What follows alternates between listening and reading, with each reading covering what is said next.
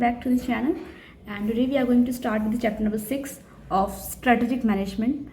So chapter का नाम है फंक्शनल लेवल स्ट्रेटजी. सो ये सारी जो स्ट्रेटजी होती है वो थर्ड लेवल के ऊपर आती है. तो पहला लेवल होता है कॉर्पोरेट लेवल, सेकंड लेवल होता है बिजनेस लेवल, थर्ड वाली जो होती है वो फाइनली फंक्शनल लेवल स्ट्रेटजीज आती है, जिसके अंदर इम्प्लीमेंटेशन कैसे करना है. जो भी ऑर्गेनाइजेशन के कॉर्पोरेट लेवल के ऊपर जो भी हमारे एग्जीक्यूटिव्स रहे होंगे, सीईओ, सीएफओ, उन्होंने जब भी पॉलिसीज़ बनाई अब उनको इम्प्लीमेंट करने का मेन काम है जो होता है फंक्शनल लेवल स्ट्रेटजी, तो फंक्शनल लेवल मैनेजमेंट का.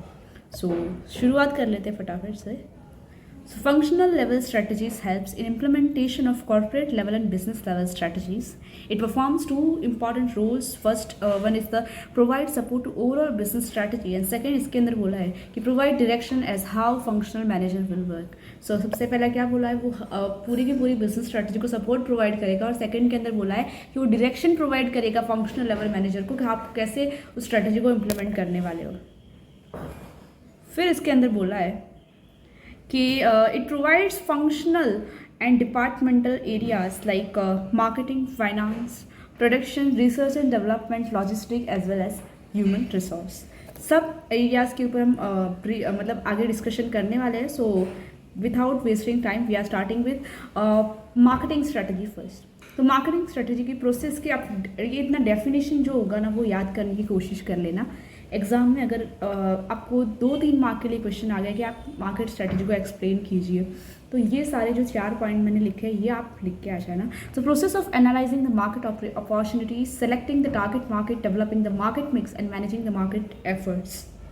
सो क्या पहला है, पहला बोला है कि आपको आइडेंटिफाई करनी होगी. So analyse the market opportunity. Second बोला है सिलेक्टिंग टारगेट मार्केट. थर्ड बोला है डेवलपिंग मार्केट मिक्स. फिर आता है मैनेजिंग मार्केट एफर्ट्स. यस.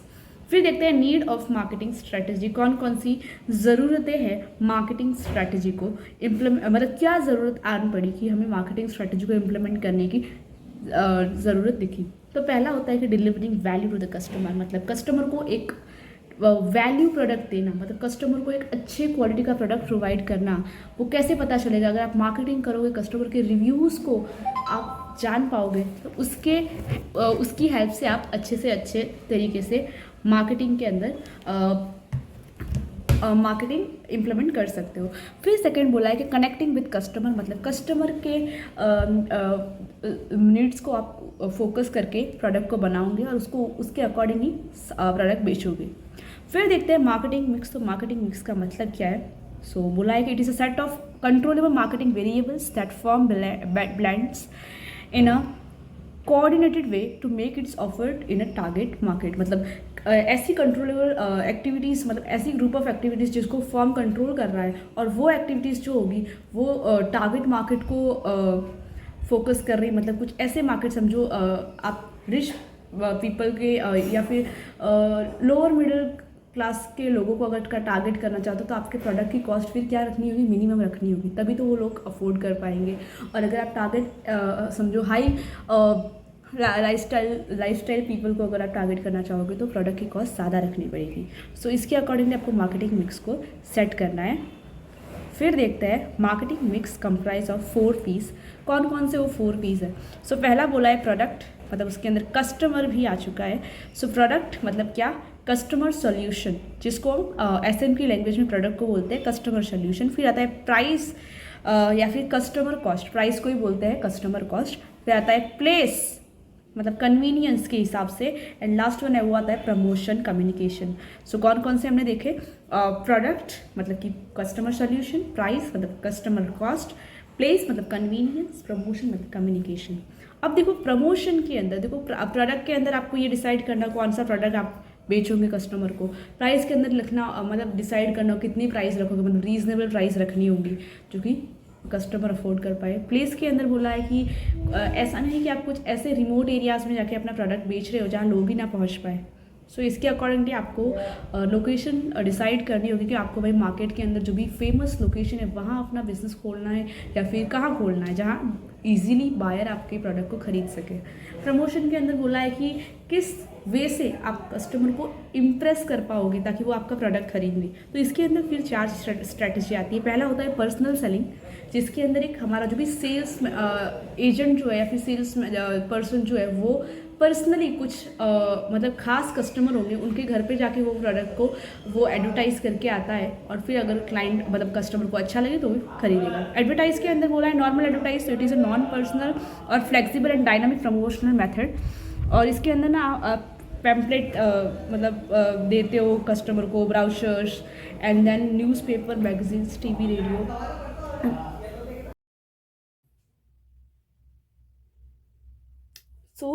हम आते हैं अभी सेल्स प्रमोशन के ऊपर।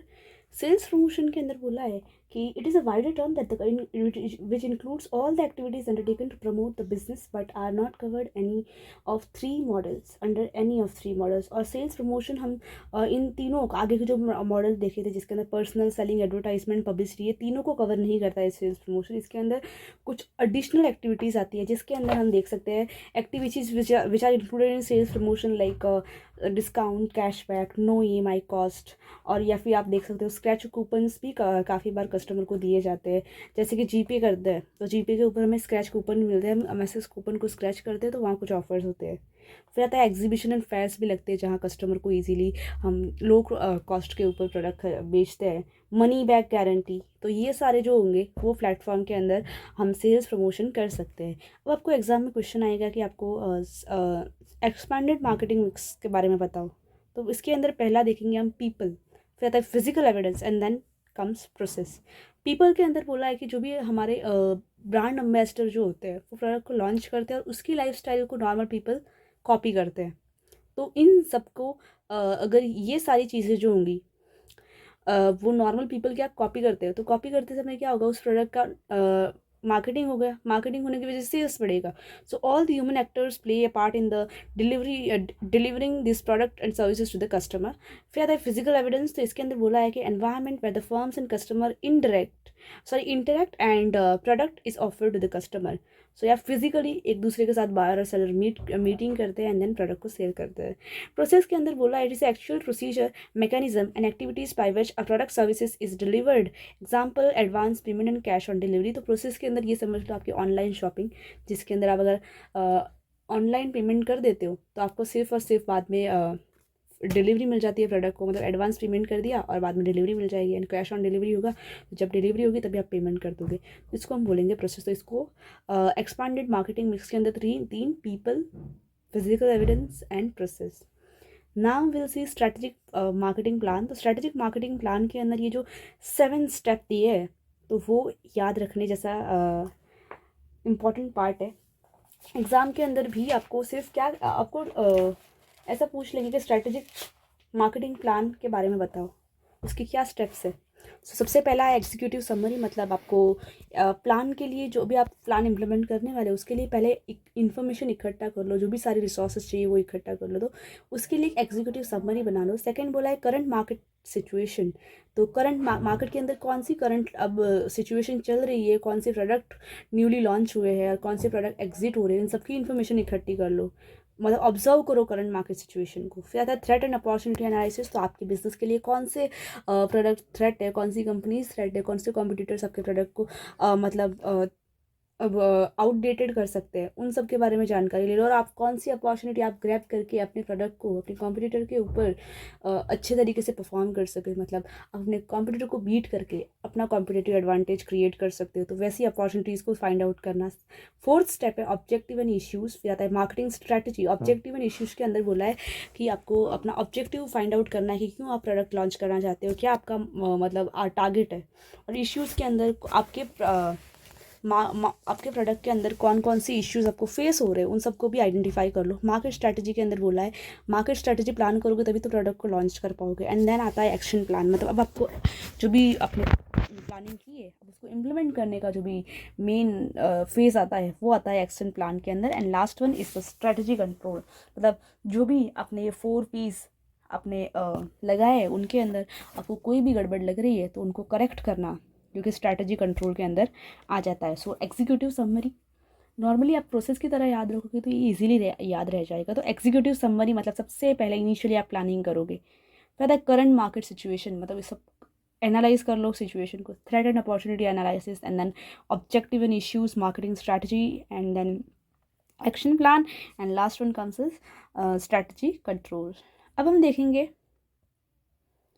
टाइप्स ऑफ मार्केटिंग स्ट्रैटेजी, तो ये सारे इधर 13 टाइप्स दिए हैं मार्केटिंग स्ट्रैटेजी की, उसमें से आप कोई भी 5 या 6 आप मार्केटिंग स्ट्रैटेजी के पॉइंट याद रखने की कोशिश करो, एंड दूसरे के अंदर का आपको इतना आप इजीली आइडेंटिफाई कर पाओ कि ये मार्केटिंग स्ट्रैटेजी कौन सी है। तो इस तरीके से एक से या 2-3 बार इसकी रीडिंग कर लो, क्योंकि MCQ टाइप क्वेश्चन जो होता है एग्जाम के अंदर, सिनारियो बेस्ड क्वेश्चन, उसके अंदर ये पूछ लेते हैं कि मतलब सिंक्रो मार्केटिंग किसको कहते हैं, या फिर बोल देंगे कि कोई भी एक डेफिनेशन दी होगी और उसको बोलेंगे लास्ट में this is dash marketing strategy, तो उसके अंदर फिर आपको आंसर आना चाहिए।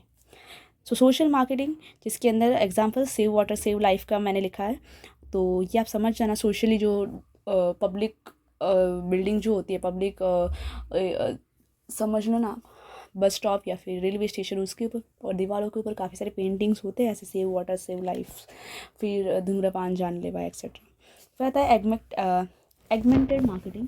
सो एगमेंटेड मार्केटिंग के अंदर बोला है कि it means providing additional benefits to the customer with respect to a product. So इसके अंदर क्या बोलेंगे, आप समझ लो कि एक बिजनेस है जो कि कस्टमर को आफ्टर सेल्स सर्विस प्रोवाइड नहीं करता है, बट दूसरा जो अच्छा डेवलप हुआ न्यूली डेवलप बिजनेस है वो प्रोवाइड कर रहा है कस्टमर को आफ्टर सेल्स सर्विसेज। तो ये क्या हो गया है, एगमेंटेड मार्केटिंग। फिर होती है इसके अंदर डायरेक्ट मार्केटिंग, तो नेम सजेस्ट करता है तो इसको ज़्यादा एक्सप्लेन नहीं करूँगी। पर्सन मार्केटिंग मतलब क्या, ब्रांड एम्बेसडर वाला ही एग्जांपल ले लो। पर्सन खुद आके मतलब वो प्रोडक्ट यूज़ करता है, और वो नॉर्मली क्या होता है, फेमस पर्सन ही होता है जो, और नॉर्मल पब्लिक उसको इमिटेट करती है। ऑर्गेनाइजेशन मार्केटिंग मतलब ऑर्गेनाइजेशंस के ज़रिए के थ्रू आप मार्केटिंग करते हो। फॉर एग्जांपल आप ले लो म्यूज़िक कंपनी है कोई, तो वो म्यूज़िक कंपनी नहीं, आप हाँ चलो म्यूज़िक कंपनी का एग्जाम्पल ले लो। अगर ओला उबर जैसी मतलब जो क्या करती है, व्हीकल्स बनाती है, मतलब टैक्सीज नॉर्मली लोगों को प्रोवाइड करती है, तो उसके अंदर अगर वो म्यूज़िक कंपनी के साथ एग्रीमेंट कर ले तो क्या होगा कि मतलब मार्केटिंग भी हो जाएगी उनकी, और अच्छे से अच्छा मतलब प्रोडक्ट भी डिलीवर हो जाएगा कस्टमर को। सो ये जो ऑर्गेनाइजेशन है, वो एक ऑर्गेनाइजेशन दूसरी ऑर्गेनाइजेशन की हेल्प लेके मार्केटिंग करता है, तो उसको बोलते हैं ऑर्गेनाइजेशंस मार्केटिंग। फिर है प्लेस मार्केटिंग, प्लेस के मतलब प्लेस को ध्यान में रख के आप मार्केटिंग करते हो। रिलेशनशिप मार्केटिंग मतलब क्या, सप्लायर और मतलब कि सेलर और बायर के बीच में अच्छा क्लोज रिलेशनशिप होना, उसको बोलते हैं रिलेशनशिप मार्केटिंग। फिर आता है सर्विस मार्केटिंग, मतलब सर्विस के कंसर्न कुछ भी मार्केटिंग होगी वो। डिफरेंशियल मार्केटिंग के अंदर बोला है it involves the activities to target the several market segmentation and design the separate offer for each segment, मतलब हर एक सेगमेंट के लिए अच्छे से अच्छा ऑफर लाना, तो इसको हम बोलेंगे डिफरेंशियल मार्केटिंग। एग्जाम्पल इसके अंदर समझ लो ना, HUL मतलब हिंदुस्तान यूनिलीवर, तो उन्होंने Lux in popular segment and Pears in premium segment, मतलब लक्स जैसा जो साबुन था वो एक बजट फॉर्म के अंदर आया था, बट काफ़ी सारे जो एकदम महंगे महंगे शैम्पूज़ होंगे या फिर जो भी सोप्स जो होंगे वो एक अलग सेगमेंट के अंदर बांटेगा, जो कि हाई क्लास पीपल अफोर्ड कर सकते हैं। फिर है सिंक्रो कंसनट्रेटेड मार्केटिंग, तो इसके अंदर बोला है कि फर्म जो होगा वो क्या करता है कि बहुत सारे टारगेट मार्केट को ही वो चूज़ करता है, ताकि वो अपना प्रोडक्ट उन कस्टमर को बेच सके जो प्राइस इनसेंसिटिव है, मतलब प्राइस से रिलेटेड उनको कोई इशू नहीं है, उनको सिर्फ अपने ब्रांड से मतलब है। फिर आता है सिंक्रो मार्केटिंग के अंदर मॉड्यूल के अंदर जो भी एक्सप्लेनेशन है वो आप थोड़ा पढ़ लेना, मैं थोड़ा कुछ पढ़ के भी बता रही हूँ। So when demand for a product is irregular due to the seasons और ड्यूरिंग द सर्टेन पीरियड और part of the day, it causes outward capacity or idle capacity. Synchro marketing is used to find out ways to alter demand pattern through the flexible pricing and other incentives. Example, movie tickets sold at lower rate during the weekdays and happy hours in restaurant. Okay, so यहाँ देखो आप seasons के accordingly आप marketing करते हो, मतलब समझ लो ना, रेनी सीजन के अंदर अम्ब्रेला की मार्केटिंग ज़्यादा होती होगी, बट अगर वही समर सीज़न आ जाए तो फिर वहाँ उसकी मार्केटिंग, अगर भरपूर फर्म ने मार्केटिंग के अंदर पैसा लगा दिया तो वो तो फिर फेल होने ही वाली है, क्योंकि समर सीज़न के अंदर कस्टमर को क्या चाहिए होता है, नॉर्मली कोल्ड ड्रिंक, आइसक्रीम, इन सब का मार्केटिंग ज़्यादा होता है, तो उसके अकॉर्डिंगली आपको मार्केटिंग करनी होती है। फिर आता है हमारा सिंक्रो मार्केटिंग। सिंक्रो मार्केटिंग हमने अभी देखा, हम देखेंगे de marketing. So de marketing involves activities to reduce demand temporarily और परमानेंटली ड्यूरिंग सर्टन पीरियड, मतलब काफ़ी बार ये होता है कि कुछ सिचुएशन के अंदर प्रोडक्शन कम हो रहा है बट डिमांड बहुत ज़्यादा है, मतलब ओवर डिमांड अब आ चुकी है, तो उस टाइप के उस सिचुएशन के अंदर कंपनी यही पसंद करेगी कि अब उसको प्रोडक्ट को उसकी री मार्केटिंग करने के लिए टेम्पररी कुछ ना कुछ ऐसी मार्केटिंग करनी होगी जिससे उस प्रोडक्ट की डिमांड कम हो जाए। और एनलाइटेड मार्केटिंग जो है इसके अंदर बोला it provide support to the long organization in long run. Long run के अंदर जो भी मार्केटिंग प्रोसेस होंगी वो सपोर्ट करेगी। इसके अंदर है कि it is a marketing philosophy that companies marketing should support long term performance of the organization and marketing. And इसके अंदर 5 प्रिंसिपल है। पहला है वैल्यू मार्केटिंग, फिर आता है innovative marketing, customer oriented marketing, ये थर्ड है, and then societal marketing, and last one is the sense of mission marketing. So value marketing as the name suggest आपको कस्टमर को वैल्यू प्रोडक्ट देना है।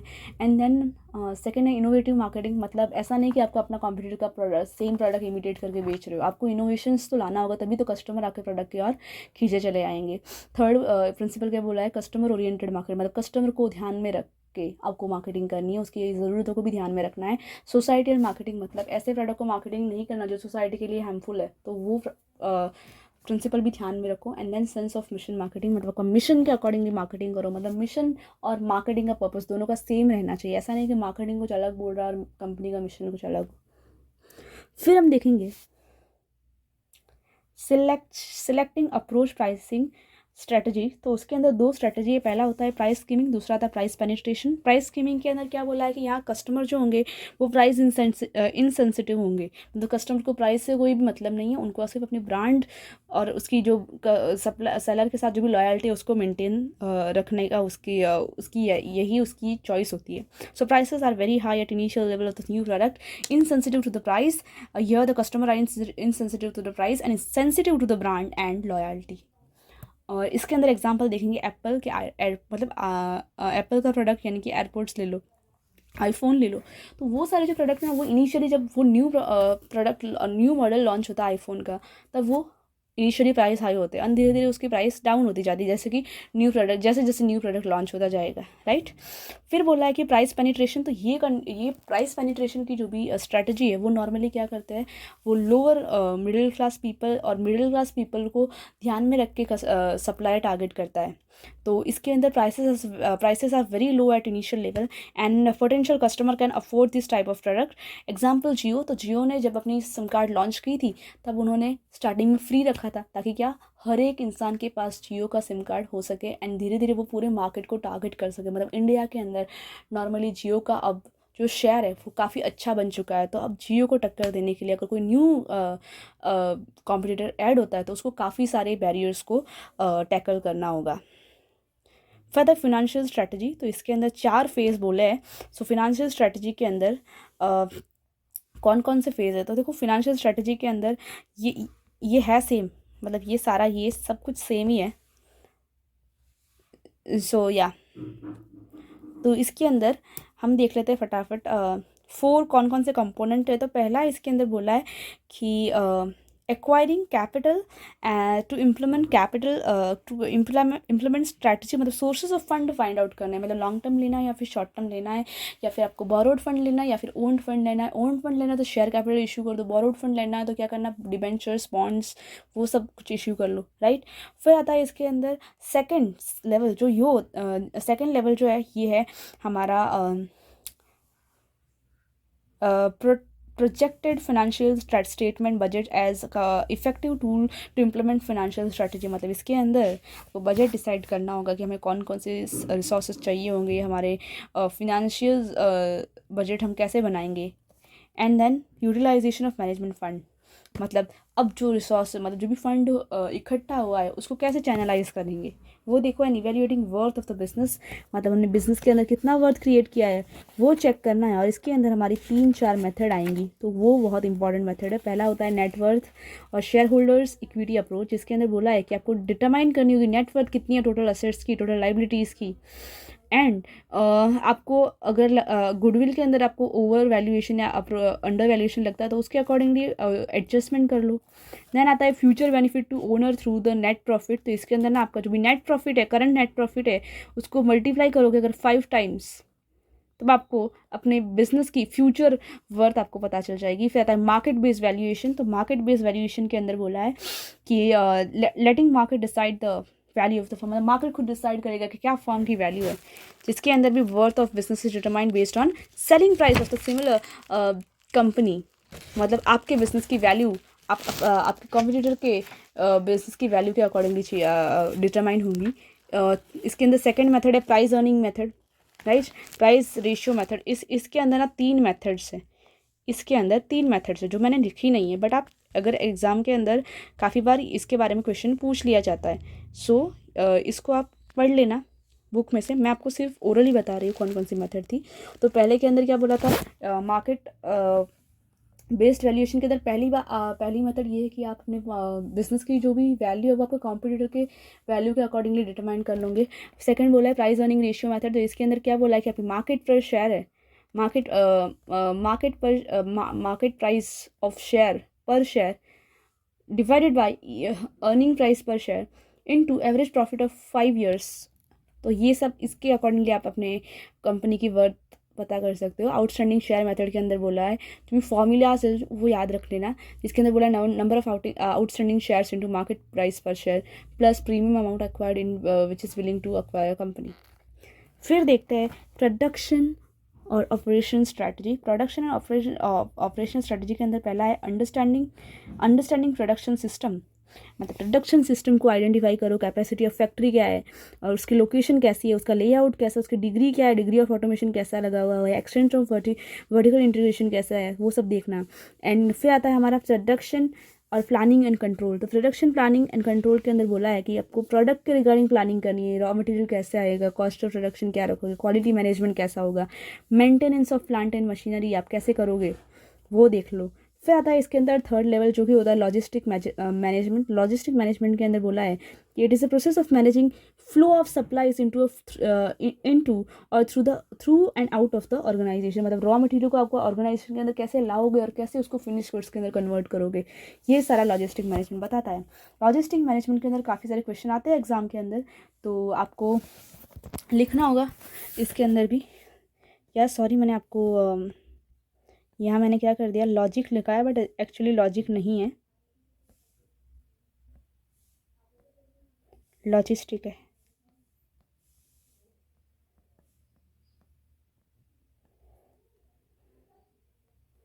Logistic management it helps to find out which sources of raw material is available.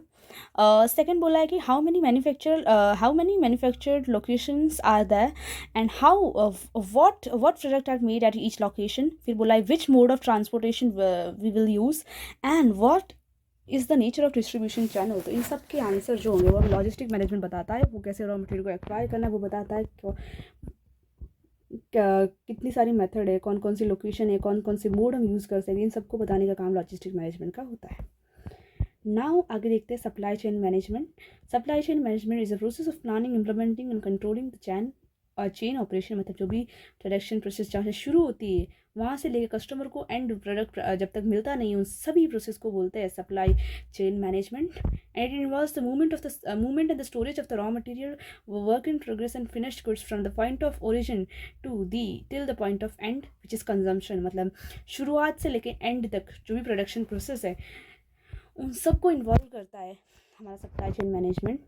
अब आपको question ये आएगा exam के अंदर कि is there any difference between logistic and the supply chain management.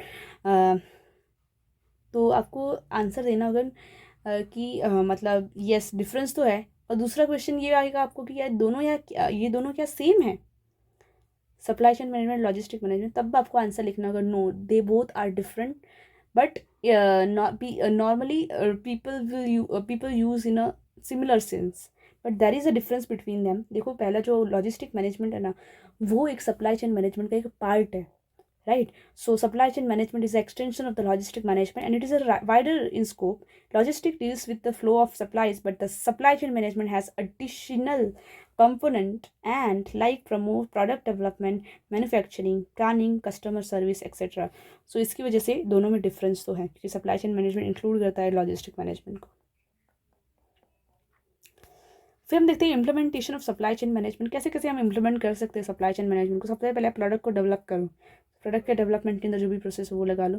फिर आप प्रोक्योरमेंट, तो प्रोडक्ट को प्रोक्योर कैसे करोगे, कैसे प्रोडक्ट के अंदर रॉ मटेरियल हमें मिलेंगे उन सबको डिसाइड कर लो। फिर आता है मैन्युफैक्चरिंग प्रोसेस, तो मैन्युफैक्चरिंग के अंदर बोला है मैन्युफैक्चरिंग प्रोसेस के अंदर प्रोडक्ट को मैन्युफैक्चर करने के लिए जो मशीनरी चाहिए होंगी, जो रॉ मटेरियल उन सबको इकट्ठा कर लो, कैसे प्रोडक्ट को मैन्युफैक्चर करोगे वो डिसाइड कर लो। फिजिकल डिस्ट्रीब्यूशन मतलब आप प्रोडक्ट बन चुका है, आप कस्टमर को कैसे आप डिलीवर करोगे वो देखना है। आउटसोर्सिंग के अंदर बोला है काफ़ी सारी एक्टिविटीज़ जो होगी जिसके अंदर ऑर्गेनाइजेशन स्पेशलाइज नहीं होगा, तो उसको क्या करना है, वो सारी एक्टिविटीज़ जिसके अंदर स्पेशलाइज नहीं है उसको आउटसोर्स कर दो और अपनी मेन कोर कॉम्पिटेंसी एरियाज़ के ऊपर वर्क करो। कस्टमर सर्विस, कस्टमर को आप सर्विस कैसे प्रोवाइड करनी है वो देखना है। इम्प्रूव परफॉर्मेंस, तो कस्टमर की अगर कोई क्वेरीज है तो उनको सॉल्व करके अपने परफॉर्मेंस को इम्प्रूव कर दो। सो ये सारे स्टेप्स है, तो ये भी इंपॉर्टेंट क्वेश्चन है। So exam point of view से ध्यान में रखना, बहुत ही सिंपल स्टेप है। पहला है प्रोडक्ट को डेवलप करो, फिर है प्रोडक्ट को प्रोक्योर कैसे करोगे, फिर आता है हमारा मैन्युफैक्चरिंग कैसे करोगे, मैन्युफैक्चरिंग के बाद फिजिकल डिस्ट्रीब्यूशन, फिर आता है आउटसोर्सिंग, कस्टमर को सर्विस कैसे दोगे, इम्प्रूव परफॉर्मेंस। तो इन सब को ये सब एक साथ अगर क्रोनोलॉजिकल ऑर्डर में परफॉर्म होते तभी तो बनती है हमारी सप्लाई चेन। यस, फिर देखते हैं research development strategy. Research development strategy, research and development strategy के अंदर बोला it involves developing new product and improving old.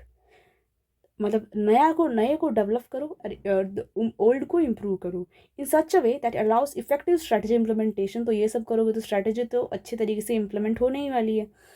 फिर आपको 3 अप्रोच दी है, 3 रिसर्च एंड डेवलपमेंट अप्रोच, जिसके अंदर पहली है बी अ लीडर, फिर आता है be a innovative innovator and third है be a low cost provider. तो देखो प्रोड्यूसर, सो या बी अ लीडर के अंदर आप खुद रिस्क लेके एक नए प्रोडक्ट को लॉन्च करते हो, उसके लिए आप मार्केटिंग करते हो, हैवी एक्सपेंडिचर आपको इनकर्ड होता है। तो अगर वो प्रोडक्ट अच्छे से चला तो आपको फ़ायदा देगा, और अगर वो प्रोडक्ट आउटडेटेड हो गया या फिर कस्टमर ने उसको पसंद नहीं किया तो वो आपको फिर बहुत लंबा और बहुत गहरा लॉस देख के जाएगी। तो ये रिस्क लेने की कैपेसिटी नॉर्मली जो लार्ज फॉर्म होती है वही लेती है। फिर आता है सेकंड बी इनोवेटर इमिटेटर। तो इनोवेटर इमिटेटर के अंदर क्या बोला, आपको कुछ इस तरीके से कॉपी करनी है कि सामने वाले आपके लीडर को, आपका जो भी कॉम्पिटिटर है उसको पता भी ना चले और कस्टमर को आपका प्रोडक्ट अच्छा भी लगे, तो इसको बोलते हैं इनोवेटर इमिटेटर। एंड देन जो थर्ड जो टेक्निक है उसके अंदर बोला है be a low cost producer.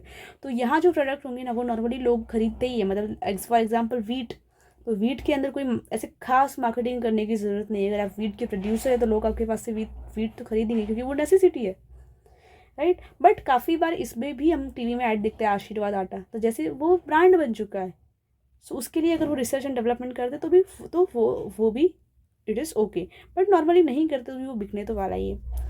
Research and development strategy के अंदर हमने डेफिनेशन देख ली। अब हम देखते हैं question, whether firm should develop research and development expertise internally or outsources। तो इस क्वेश्चन का आंसर हमें पता चल जाएगा बहुत ही जल्द। कैसे? With the help of this table, ये टेबल है ना वो आपको इस आंसर प्रोवाइड कर देगा।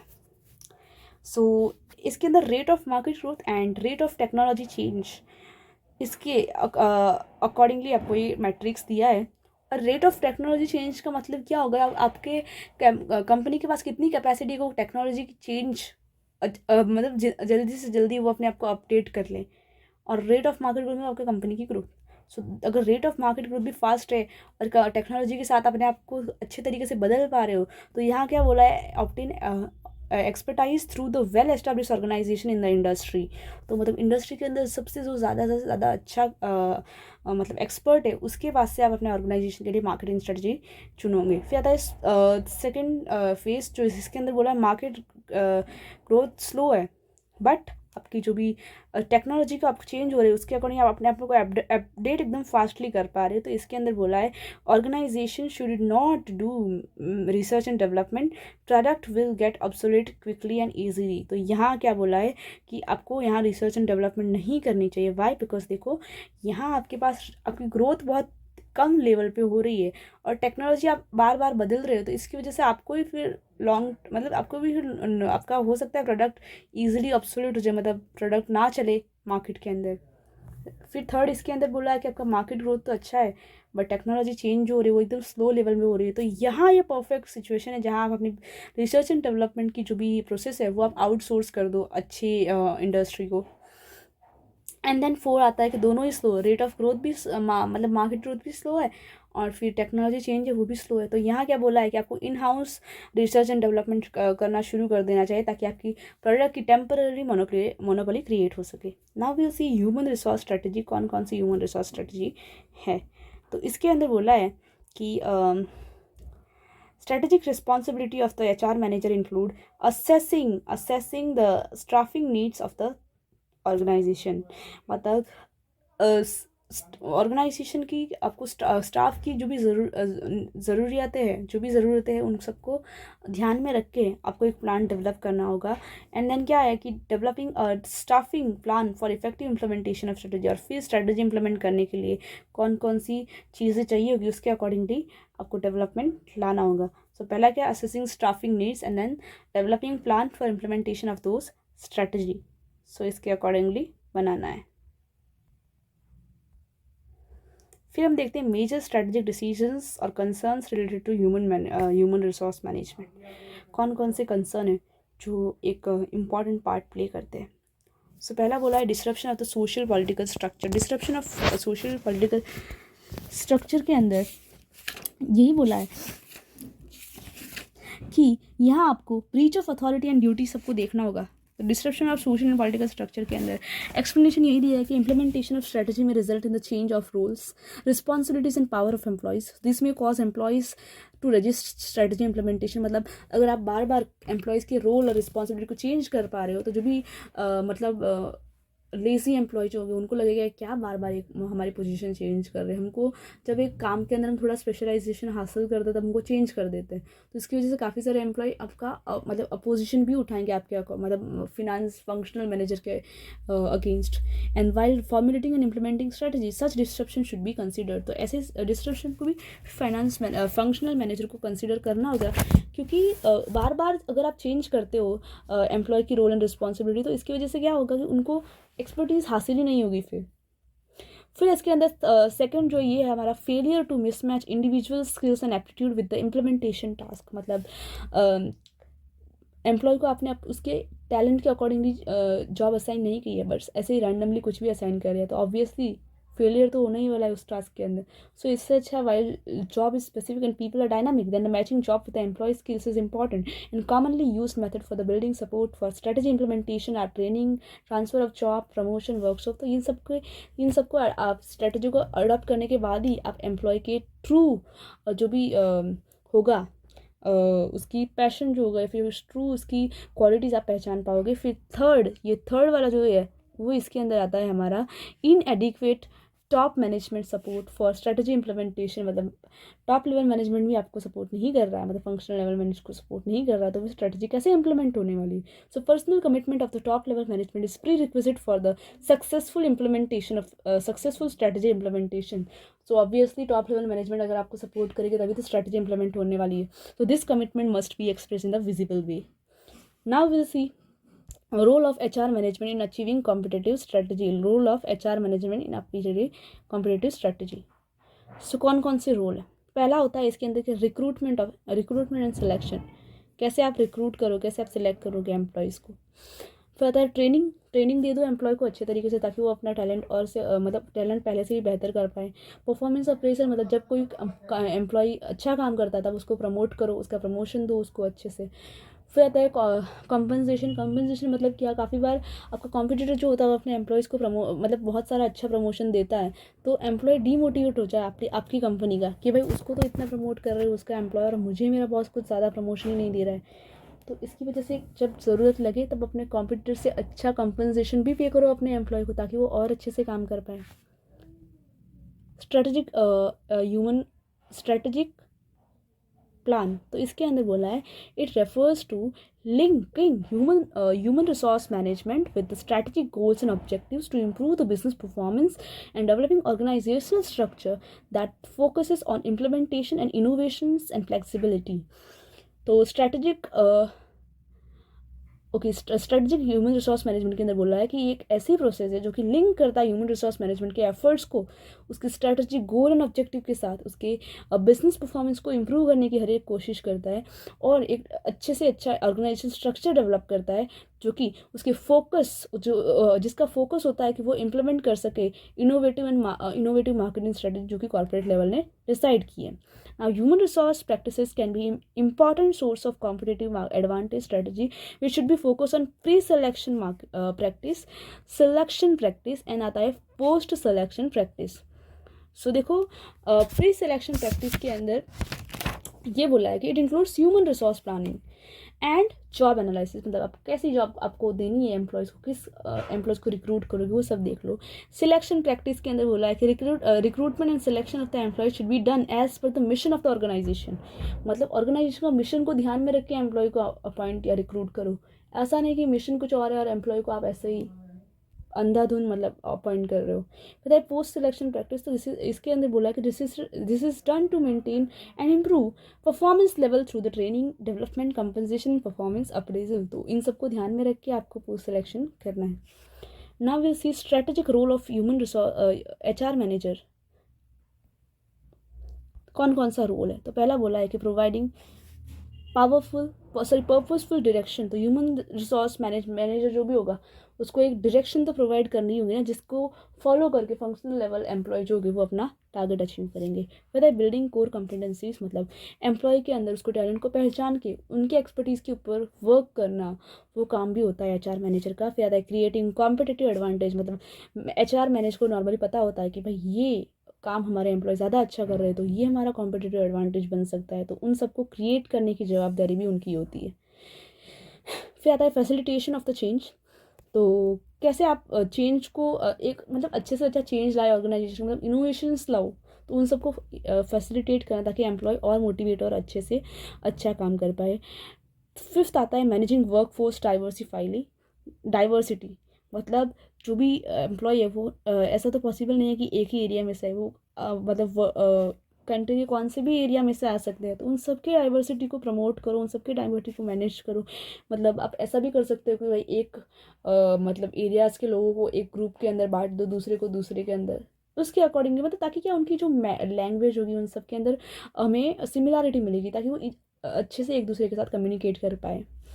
पता है empowerment of the human resource, मतलब ह्यूमन रिसोर्स को आपको क्या करना है कि सूटेबल रोल और रिस्पॉन्सिबिलिटीज़ प्रोवाइड कर दो और उनको अपनी पावर को रियलाइज़ करो कि भाई आपका ये पावर है तो आप उसको अच्छे से यूज़ कर लो। Development of the work ethics and culture, मतलब कल्चर को तो ध्यान में रख के ही आपको अपना जो भी प्लान है उसको डेवलप करना होगा। सो डेवलपिंग एथिक्स एंड कल्चर, मतलब नॉर्मली क्या होता है कि काफ़ी सारे ऐसे ऑर्गेनाइजेशन जो एम्प्लॉय के बर्थडेज़ को सेलिब्रेट करते हैं ऑफिस के अंदर, ताकि उनको और मोटिवेट मिले कि भाई मुझे इतना इंपॉर्टेंस दिया जा रहा है, राइट। सो ये है रोल उनका। सो ये रोल भी बहुत इंपॉर्टेंट क्वेश्चन है, तो आप हो सके तो ये सारे पॉइंट याद कर लेना, कम से कम 5 तो याद ही रखना। Providing purposeful direction, building core competencies, creating competitive advantage, facilitation of change, managing workflows diversity, empowerment and then development of the work ethics culture. And अब लास्ट क्वेश्चन जो आया है वो आता है, how does HR manager HR manager play a role in a modern organisation. Okay, so कैसे वो अपना रोल प्ले करता है, कौन, HR मैनेजमेंट। तो HR manager helps in organisations to effectively deal with the environment. Yes, तो help तो करेगा ही ना ऑर्गेनाइजेशन को कि भाई वो अपने एक्सटर्नल एनवायरनमेंट के अंदर जो भी चेंजेस हो रहे हैं उनके साथ कैसे डील करे। फिर सेकंड पॉइंट बोला है HR management function is accepted. Human resource management is a function which is accepted as a strategic partner in formulation and implementation of the organization strategy. Competent HR human resource manager or human resource is very important for success of successful strategy implementation. इनका काम ही तो आता है main strategy implement करने का। And then last, competence of employee is influenced by recruitment, selection and training, performance appraisal and compensation. तो जिस तरीके से आप इन सबको अपॉइंट करते हो उसके अकॉर्डिंगली आपकी सक्सेस डिपेंड करती है। तो अच्छे से अच्छे रिक्रूटमेंट लाओ, अच्छे से अच्छा एम्प्लॉय को प्रमोशन दो। इसकी वजह से क्या नॉर्मली आपके जो भी प्लान जो समझो 6 महीने में अचीव होने वाले वो अगर आप प्रमोशन एक्टिविटीज़ इन सबको इंट्रोड्यूस कर दो तो शायद वो 5 महीने में भी काम मतलब वो प्रोसेस का ख़त्म हो जाए। तो ये सारी चीज़ों का ध्यान रखना पड़ता है ह्यूमन रिसोर्स मैनेजमेंट को। सो यहाँ हमारा ये पूरा का पूरा चैप्टर ख़त्म होता है। आई होप आपको ये अच्छा लगा होगा एंड ये जो वीडियोस जो हैं वो आपको बहुत हेल्प करेंगे अगर आप 1.5 डेज बिफोर रिवाइज करते हो। सो अगर आपको वीडियो हेल्पफुल रहा तो अपने फ्रेंड्स के साथ शेयर करो और do subscribe to my channel. Thank you so much. Will meet in next session.